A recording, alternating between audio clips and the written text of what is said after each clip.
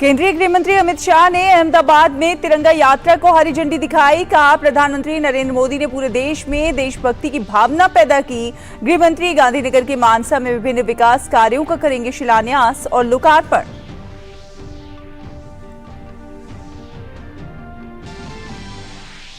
विदेश मंत्री doctor S Jaishankar ने कहा, आतंकवाद को किसी भी रूप में बर्दाश्त न करना अब भारत की विदेश नीति का है केंद्र बिंदु।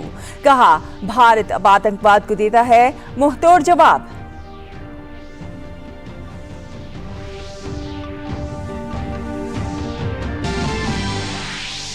भाजपा अध्यक्ष जेपी नड्डा के पश्चिम बंगाल दौरे का आज दूसरा दिन। कोलकाता में पार्टी के मोर्चा संयुक्त सम्मेलन में होंगे शामिल। पंचायती राज सम्मेलन के समापन समारोह में भी लेंगे भाग।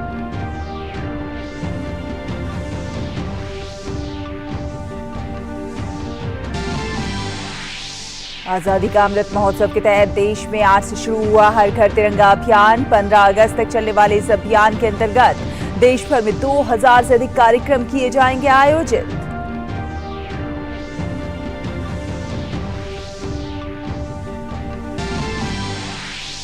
खेल की खबरों में भारत ने चौथी बार एशियन चैंपियंस ट्रॉफी का खिताब अपने नाम किया। रोमांचक फाइनल में मलेशिया को 4-3 से हराया। प्रधानमंत्री ने भारतीय हॉकी टीम को दी बधाई।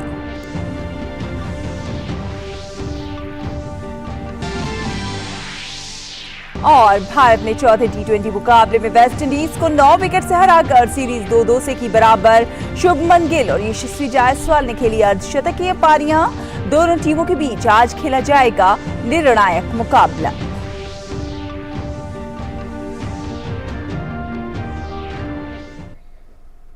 नमस्कार, डीडी न्यूज देख रहे हैं आप और आपके साथ मैं हूं शहला निगार। आपको बता दें कि केंद्रीय गृह मंत्री अमित शाह गुजरात के दौरे पर हैं। गृह मंत्री ने आज अहमदाबाद में तिरंगा यात्रा को हरी झंडी दिखाई और इस अवसर पर उन्होंने कहा कि पीएम मोदी ने पूरे देश में देशभक्ति की भावना पैदा की है।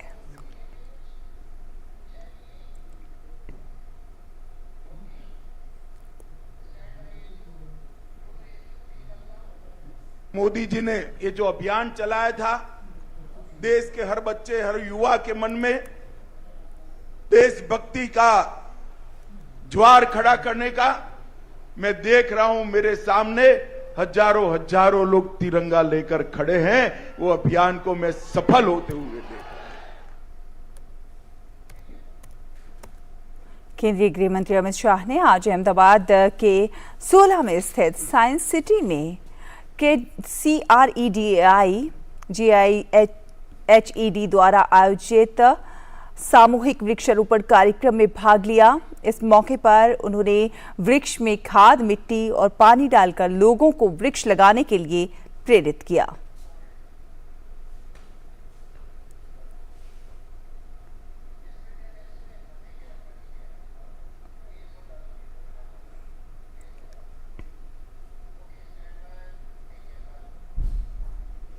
गृहमंत्री आज गांधीनगर के मानसा में विभिन्न विकास कार्यों को शिलान्यास और लोकार्पण करेंगे। उनका मानसा के बहुचर माता मंदिर में पूजा और दर्शन का भी कार्यक्रम है। केंद्रीय गृह मंत्री मानसा में NSG के क्षेत्रीय हब का शिलान्यास करने के साथ साथ गांधीनगर में विभिन्न विकास कार्यों का शिलान्यास और लोकार्पण करेंगे। अमित शाह गांधीनगर के सैरढव में आयोजित भारतीय शिक्षक प्रशिक्षण संस्थान के 6ठे दीक्षांत समारोह में भी भाग लेंगे।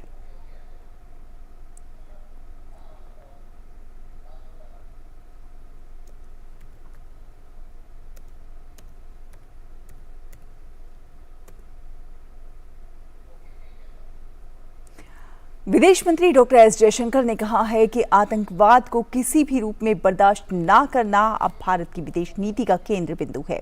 आकाशवाणी समाचार से विशेष साक्षात्कार में उन्होंने कहा कि जब आप आतंकवाद की बात करते हैं, इसको कैसे काउंटर करना है, इसको कैसे डिलेजिटिमाइज करना है, ये आज हमारे विदेश नीति की एक टेंडर डीटो है।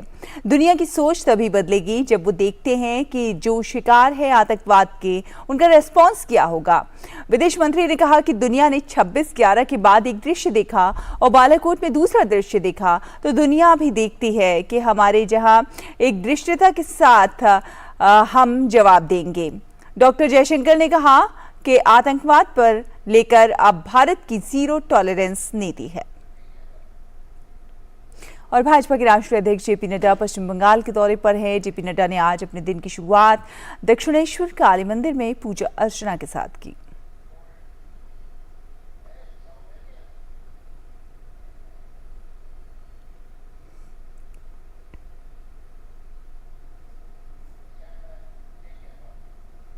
आज़ादी का अमृत महोत्सव के तहत देश में आज से हर घर तिरंगा अभियान की शुरुआत हो गई है।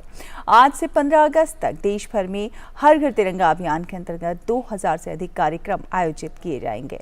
हर घर तिरंगा अभियान राष्ट्र की एकता और प्रतिष्ठा का अभियान बन गया है।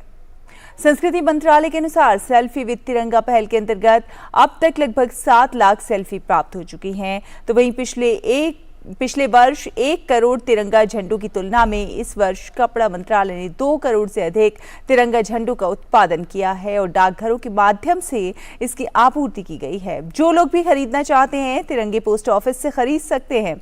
हर राज्य में और हर संघ प्रदेश में आज से लेकर 15 तारीख तक प्रभात फेरियां निकलेंगी, तिरंगा यात्राएं निकलेंगी, स्कूलों में कॉलेजों में बड़े बड़े कार्यक्रम होंगे। हर घर तिरंगा अभियान को लेकर देशवासियों में बहुत ज्यादा उत्साह देखने को मिल रहा है।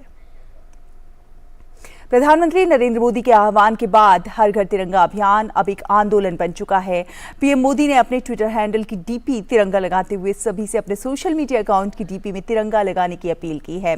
पीएम ने ट्वीट किया है, हर घर तिरंगा आंदोलन के जज्बे के साथ आइए हम अपने सोशल मीडिया खातों की डीपी बदलें और इस अनूठे प्रयास को समर्थन दें जो हमारे प्यारे देश और हमारे बीच के बंधन को और गहरा करेगा। उत्तर प्रदेश के मुख्यमंत्री योगी आदित्यनाथ ने गोरखपुर गोरखनाथ मंदिर परिसर में अपने आवास पर हर घर तिरंगा अभियान के तहत राष्ट्रीय ध्वज फहराया।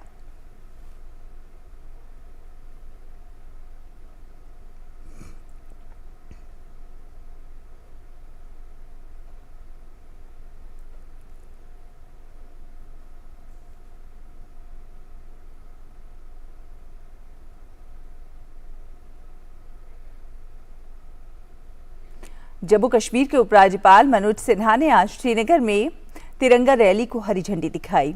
बड़ी संख्या में लोगों ने इस रैली में हिस्सा लिया। वंदे मातरम के नारों के साथ रैली की शुरुआत हुई। इस अवसर पर लोगों का उत्साह देखते ही बनता रहा।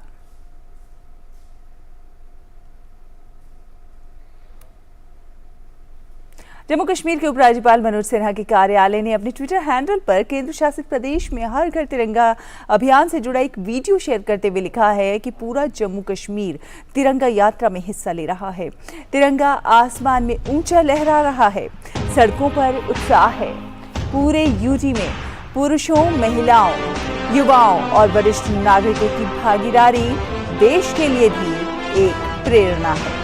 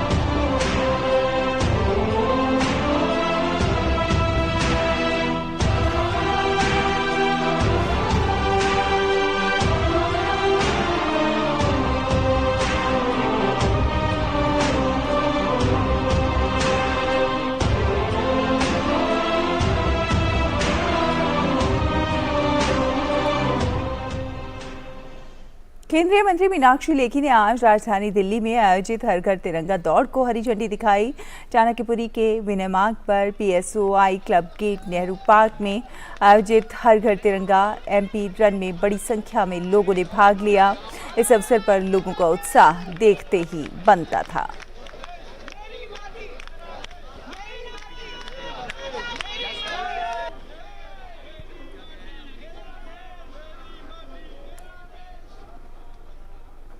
भाजपा सांसद राज्यवर्धन सिंह राठौर ने जयपुर में तिरंगा बाइक रैली का नेतृत्व किया। जवानों के साथ साथ भारी संख्या में युवाओं ने इस तिरंगा बाइक रैली में हिस्सा लिया। रैली में भाग लेने वाले बाइक सवारों के हाथों में तिरंगा था और वो देशभक्ति के नारे लगा रहे थे। इस मौके पर राज्यवर्धन सिंह राठौर ने कहा कि प्रधानमंत्री मोदी के नेतृत्व में देश आगे बढ़ रहा है और मजबूत हो रहा है। उन्होंने कहा कि भारत को विकसित राष्ट्र बनाने के लिए हर नागरिक को अपना प्रयास करना चाहिए।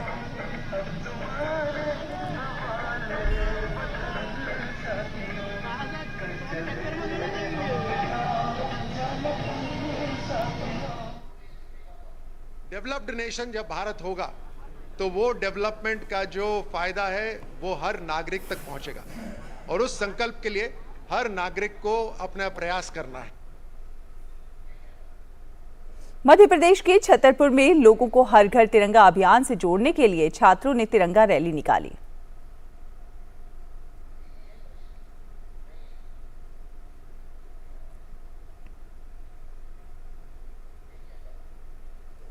ग्रेटर नोएडा में स्थित नगला शरीफ के गांव के सरकारी स्कूल के बच्चों ने हर घर तिरंगा अभियान में भाग लिया और 15 अगस्त को नई दिल्ली में होने वाले आज़ादी के जश्न में शामिल होने का बुलावा मिलने पर स्वास्थ्यकर्मी और नर्सिंग अधिकारियों में जबरदस्त उत्साह देखने को मिल रहा है। स्वतंत्रता दिवस समारोह में बुलाए जाने वाले स्वास्थ्यकर्मियों ने प्रधानमंत्री नरेंद्र मोदी का आभार जताया है।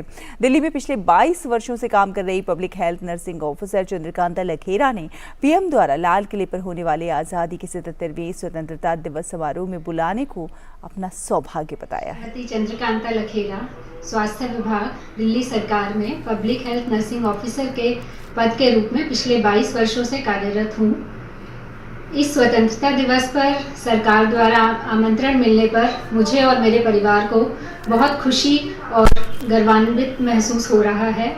इसके लिए मैं तहे दिल से शुक्रिया अदा करना चाहती हूँ और सभी देशवासियों को स्वतंत्रता दिवस की बहुत बहुत शुभकामनाएं देना चाहती हूँ। नई दिल्ली के राम मनोहर लोहिया अस्पताल की सीनियर नर्सिंग ऑफिसर निधि बेला जश्न आज़ादी के कार्यक्रम की साक्षी बनने को लेकर काफी उत्साहित हैं। उन्होंने कहा कि पहली बार वो पति संग स्वतंत्रता दिवस समारोह देख सकेंगी। मेरा नाम निधि बेला है। मैं सीनियर नर्सिंग ऑफिसर के पद पर काम करती हूँ डॉक्टर राम मनोहर लोहिया अस्पताल में। मुझे और मेरे पति संजीव सिंह को इस बार के स्वतंत्रता दिवस के समारोह में आमंत्रित किया गया है। ये हमारे लिए बहुत सौभाग्य की बात है और हम इसके लिए हमारे प्रधानमंत्री श्री नरेंद्र मोदी जी और सरकार का धन्यवाद करते हैं।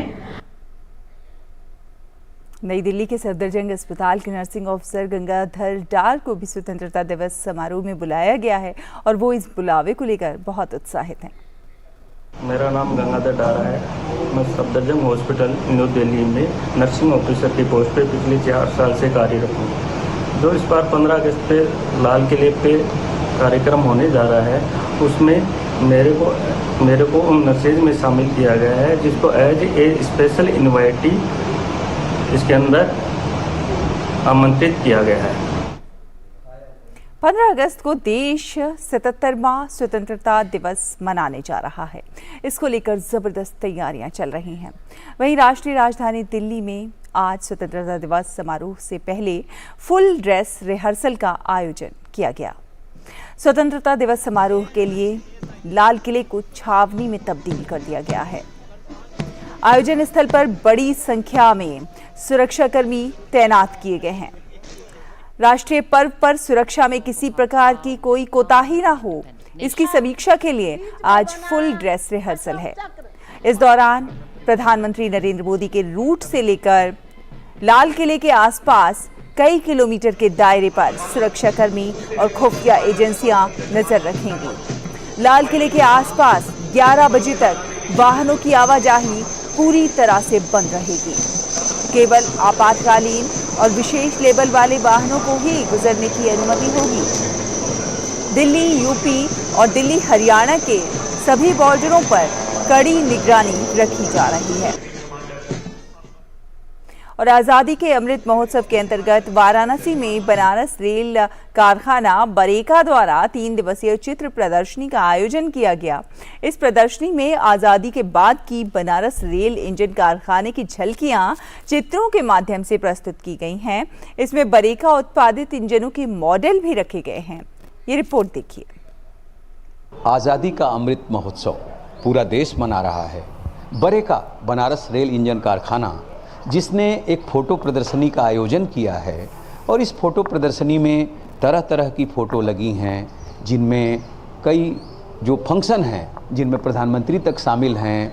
लाल बहादुर शास्त्री जी जो दूसरे प्रधानमंत्री थे देश के, उनका भी फ़ोटो लगा हुआ है। और जितने रेल इंजन बनते हैं उन सब के भी फ़ोटो लगे हैं। कुछ विशेष इस तरह भी हैं जो विदेशों में भेजे जाते हैं, उनके भी फ़ोटो लगे हैं उन इंजनों के। और यहाँ पे बच्चे फ़ोटो प्रदर्शनी देखने आ रहे हैं। एक बच्ची है जो देखने आई है, ने क्या देखा इसमें फ़ोटो प्रदर्शनी? यहाँ पे जो इंजन का है तो मेरे को बहुत अच्छा लगा देखने पे बरेका का, और जो बहुत से इंजन जो है विदेश में भी जाके वहाँ पे वो चलते हैं। यहाँ पे से दिखाया गया कि ऐसे प्रधानमंत्री जैसे झंडा दिखा रहे हैं, और इंजन की कुछ यहाँ पे फ़ोटोज़ में पार्ट्स दिखाया गया। वहाँ पे कुछ ओल्ड फ़ोटोज़ भी हैं जिसमें दिखाया गया कि ऐसे ऐसे कुछ पार्ट्स हैं उसमें, और ये कुछ लोग हैं जो कैसे कुछ कर रहे हैं। क्या क्या देखने को मिला, क्या सीखने को मिल रहा है यहाँ फोटो में? इसमें इंजन यहाँ पर है और लोको पायलट है, और यहाँ पर 2019 से लेकर 2021 तक का जो ट्रेन है उन सब का फ़ोटो है। यहाँ पे मैंने अलग अलग मॉडल के इंजन देखे और यहाँ पे अंकल लोग काम करते हुए दिखे हैं, और यहाँ पे प्राइम मिनिस्टर झंडा दिखाए हैं। इस फोटो प्रदर्शनी में छोटे छोटे नौनिहाल अपने अपने अंदाज में इंजन के मॉडल फ़ोटो देख रहे हैं और अपनी तरह से व्याख्या भी कर रहे हैं, अपनी तरह से अपनी समझ को उस लेवल तक ले जा रहे हैं, समझ पा रहे हैं अमृत महोत्सव के इस फोटो प्रदर्शनी के उद्देश्य को। और पूरा होता भी दिखाई दे रहा है क्योंकि वो बरेका द्वारा बनाए गए इंजनों के बारे में देख रहे हैं, प्रधानमंत्री द्वारा दिए गए योगदान को देख रहे हैं। और यही तो चाहिए इस फोटो प्रदर्शनी के माध्यम से कि बच्चे जो हमारे नौनिहाल हैं, देश के भविष्य हैं, वो जान सकें कि हमारा देश किस तरह से प्रगति कर रहा है। Doctor Harkesh Bahadur Singh Gautam, DD news, Bareka, Varanasi. बीते कई माह से सांप्रदायिक हिंसा से प्रभावित मणिपुर में राज्य पुलिस और केंद्रीय सुरक्षा बलों की संयुक्त टीमें इम्फाल पश्चिम, इम्फाल पूर्व, थौबल, बिष्णुपुर और चुराचांदपुर जिलों के सीमांत और संवेदनशील इलाकों में लगातार तलाशी अभियान चला रही हैं। जानकारी के मुताबिक तलाशी अभियान पिछले 24 घंटों में 12 हथियार, 6 गोला बारूद और 8 विस्फोटक सामान बरामद किए गए हैं। शनिवार रात जारी मणिपुर पुलिस नियंत्रण कक्ष के एक प्रेस बयान में कहा गया है कि राज्य में कानून और व्यवस्था की स्थिति काफी हद तक सामान्य है। हालांकि पिछले 24 घंटों में गोलीबारी और प्रदर्शनकारियों के जमा होने की कुछ छिटपुट घटनाएं हुई हैं। बयान में यह भी कहा गया है कि सुरक्षा बलों ने तलाशी के दौरान 25 पैकेट भी बरामद किए हैं, जिनमें लगभग 27 किलोग्राम अफीम होने का संदेह है। इस सिलसिले में 2 लोगों को गिरफ्तार किया गया है। मणिपुर पुलिस नियंत्रण कक्ष के बयान में आगे कहा गया है कि राज्य के पहाड़ी और घाटी दोनों जिलों के विभिन्न स्थानों पर कुल 121 चौकियां खोली गई हैं। पुलिस ने राज्य के विभिन्न जिलों में उल्लंघन के संबंध में 1580 लोगों को हिरासत में लिया है।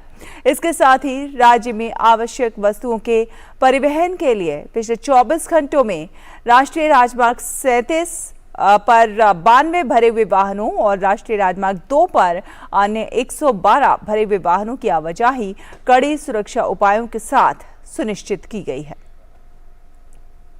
भारत सतत ऊर्जा के समाधान प्रदान करने के लिए दुनिया भर में सबसे आगे रहा है।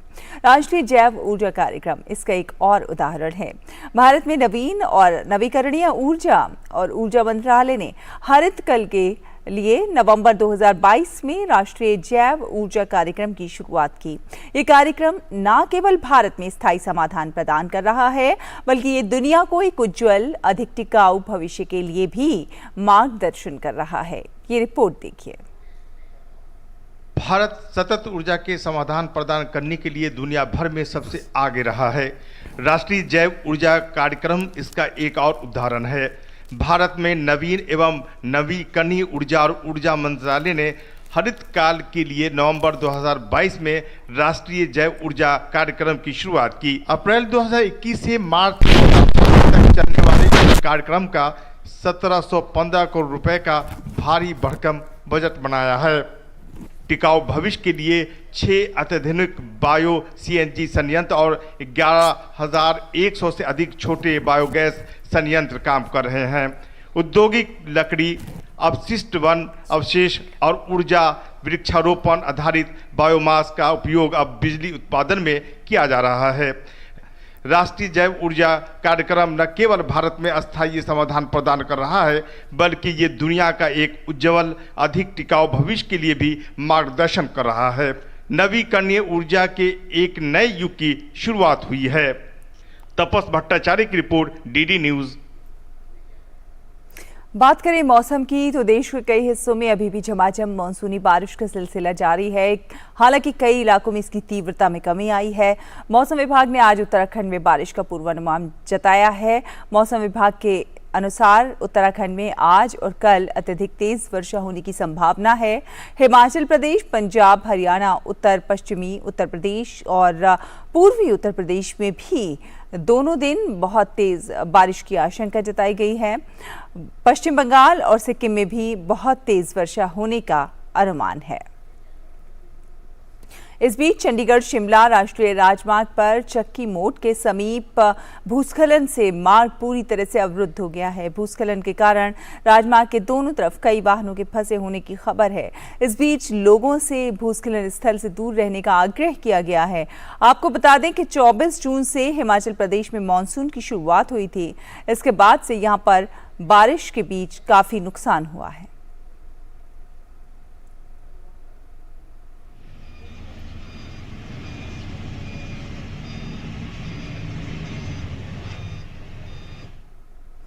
और बिहार के गया जिले में जैविक कृषि में लगी महिला किसानों ने श्रीविधि की प्राचीन प्रथा के बारे में जागरूकता फैलाने का एक नया तरीका खोजा है। वो दिन के लिए एक विशेष गांव चुनती हैं, एक पेड़ के नीचे जगह पाती हैं और उन्हें धूप से जो छाया प्रदान करने के लिए जो पर्याप्त हो वहां इकट्ठा हो जाती हैं।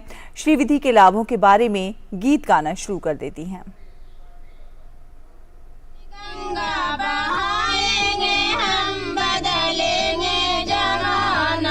खेतों में गुनगुनाती गीत गाती ये महिलाएं विकास की एक नई इबारत लिख रही हैं। जी हाँ, ये महिलाएं हैं गया जिले के शेरघाटी प्रखंड के नकनुपा ग्राम की, जो श्रीविधि से खेती करके न केवल अपनी आय में कई गुना का इजाफा कर रही हैं, बल्कि प्रकृति का संरक्षण भी कर रही हैं। दरअसल श्रीविधि खेती करने का एक ऐसा तरीका है जिसमें कम लागत और कम पानी की जरूरत पड़ती है और उत्पादन अच्छा खासा होता है। इसमें जैविक खाद का प्रयोग होता है। गोमूत्र और गोबर से खेती की जाती है। यहाँ प्रति इकाई क्षेत्रफल उत्पादकता बढ़ती है। जहाँ पर वाटर होल्डिंग कैपेसिटी बढ़ती है, फाइल प्रोडिंग और सोर्शियन होने से मिट्टी की कैपेसिटी बढ़ जाती है, जिससे उपजाऊ क्षमता बढ़ती जाती है। श्रीविधि जो तरीका है खेती करने का, इसमें लागत कम लगता है और उत्पादन अधिक होता है। कम पानी में भी किसान कर पाते हैं और इसमें कोई भी रसायन का व्यवहार नहीं किया जाता है। और जब प्रथम बार भी कहीं पर इसका जब परीक्षण हुआ तो प्रथम बार भी उपज बढ़ती है किसानों की और किसान इससे अधिक उपज पाते हैं प्रति इकाई क्षेत्रफल। बिहार में महिला किसानों के इस श्रीविधि समूह की सदस्य अनीता देवी कहती हैं कि मुझे इन गीतों को गाना शुरू किए 6 या 7 साल हो गए हैं। शुरुआत में मैंने गीत गाने और गीत लिखने का प्रशिक्षण लिया और अब मैं औरों को भी प्रशिक्षित कर रही हूँ। जमा होते हैं तो वहाँ हम लोग गीत गाते हैं, तो गीत के माध्यम से थोड़ा सा भीड़ भी अच्छा लगता है और गीत के माध्यम से ज़्यादातर समझते हैं और करते भी हैं। कुछ लोकप्रिय धुनों पर तो कुछ पारंपरिक लोकगीत। जरा गौर से सुनिए। ये सभी गीत क्षेत्र में पानी और श्रम बचाने वाले गुणों के बारे में संदेशों से भरे हुए हैं। ये जहां आसपास के खेतों में काम करने वाली महिला किसानों के लिए सुलभ वातावरण प्रदान करते हैं, तो वहीं उन्हें सकारात्मक ऊर्जा भी देते हैं। गांव की महिलाएं गायन में शामिल होती हैं और जब तक गीत समाप्त हो जाते हैं, वो फसलों और लोगों के स्वास्थ्य पर रसायनों के दुष्प्रभावों से अच्छी तरह वाकिफ हो जाती हैं। हम जब गांव में जाते हैं किसान दीदी से बात करते हैं, बात करने के बाद उनको प्रशिक्षण करते हैं, ट्रेनिंग करते हैं और उनको करने से हम जो बताते हैं श्रीविधि से करना है, जैविक खेती करना है, प्राकृतिक खेती करना है, इससे उनको बहुत तरह का लाभ होता है। जैसे कि उनको पानी का बचत होता है, बीज का बचत होता है, मेहनत कम लगता है, उत्पादन जाता है और जो फूड सिक्योरिटी खाद्य सुरक्षा है उनका बढ़ जाता है। गरीब किसान के लिए श्रीविधि वरदान साबित हो रही है और यही कारण है कि गीत के माध्यम से लोगों को जागरूक करना और उत्पादन बढ़ाने में श्रीविधि से खेती करने के लिए जोर दिया जा रहा है। गुड न्यूज जज्बा इंडिया के लिए बिहार के गया से प्रेम प्रकाश सिंह की रिपोर्ट, डीडी न्यूज। देश में शोध और अनुसंधान के क्षेत्र में हर दिन प्रगति देखने को मिल रही है। चेन्नई के लेदर्स रिसर्च इंस्टीट्यूट ने आम के गूदे से चमड़े जैसी सामग्री बनाने में सफलता पाई है। ये नई सामग्री 50% आम के गूदे और बायोपॉलिमर के मिश्रण से बनी हुई है। सबसे अच्छी बात ये है कि एक तो ये पर्यावरण के अनुकूल है और साथ साथ ये एक सिंथेटिक चमड़े का भी बेहतर विकल्प है।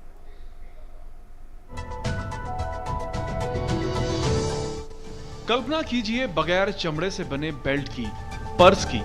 चौंक गए ना, क्योंकि बाजार में ऐसा उत्पाद आ गया है जो दिखता तो बिल्कुल चमड़े जैसा है लेकिन असल में चमड़ा नहीं है।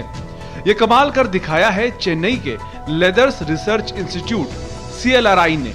चेन्नई के लेदर्स रिसर्च इंस्टीट्यूट ने आम के गुदे से चमड़े जैसी सामग्री को बनाने में सफलता हासिल की है। आम उत्पादन में भारत की गिनती दुनिया के चुनिंदा देशों में होती है, लेकिन फिर भी किसानों को हर साल 40% आम बगीचों में ही मजबूरी में छोड़ने पड़ते हैं, क्योंकि वो आम गुणवत्ता और मानकों की कसौटियों पर 100% खरे नहीं उतरते।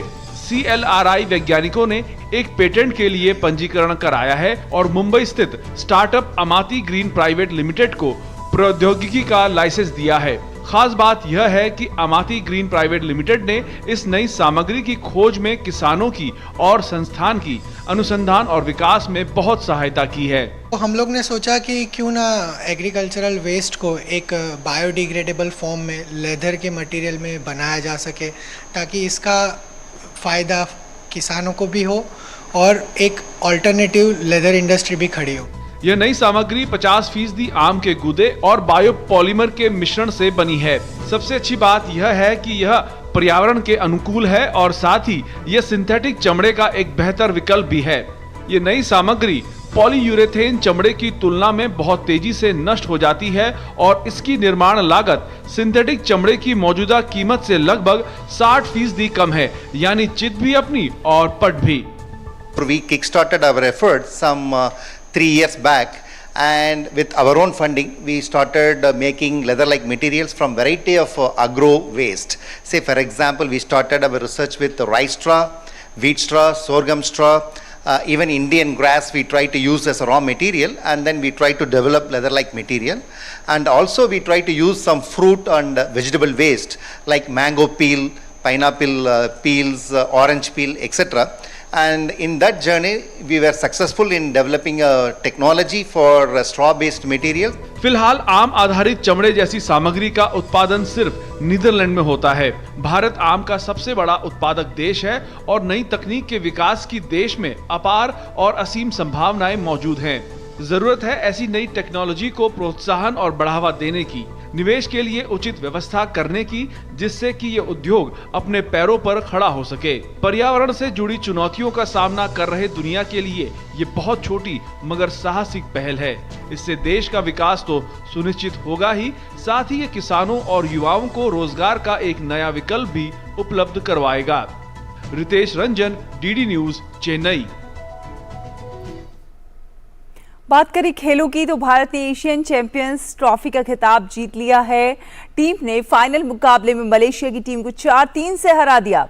भारत ने चौथी बार खिताब अपने नाम किया। भारत की ओर से पहला गोल खेल के पहले क्वार्टर में गुरजंत सिंह ने किया, जो पेनाल्टी कॉर्नर के माध्यम से आया। हालांकि पहले क्वार्टर के खत्म होने से ठीक पहले मलेशिया ने बराबरी का गोल दागकर स्कोर लाइन को 1-1 की बराबरी पर ला दिया, लेकिन दूसरे क्वार्टर में मलेशिया ने पेनाल्टी कॉर्नर के जरिए गोल कर 2-1 की बढ़त बना ली। मलेशिया ने दूसरे क्वार्टर के खत्म होने से पहले एक और गोल किया और स्कोर लाइन को 3-1 कर दिया, लेकिन इसके बाद तीसरे क्वार्टर में भारत ने जबरदस्त तेजी दिखाई और तीसरे क्वार्टर के खत्म होने से पहले 2 गोल कर स्कोर लाइन को 3-3 कर दिया। इसमें से एक गोल पेनल्टी स्ट्रोक के द्वारा आया। भारत ने चौथा गोल खेल के चौथे क्वार्टर में किया और मैच और खिताब को 4-3 से अपने नाम कर लिया। इसी के साथ इस बुलेटिन में फिलहाल इतना ही। आगे देखेंगे एक्सप्रेस न्यूज। नमस्कार।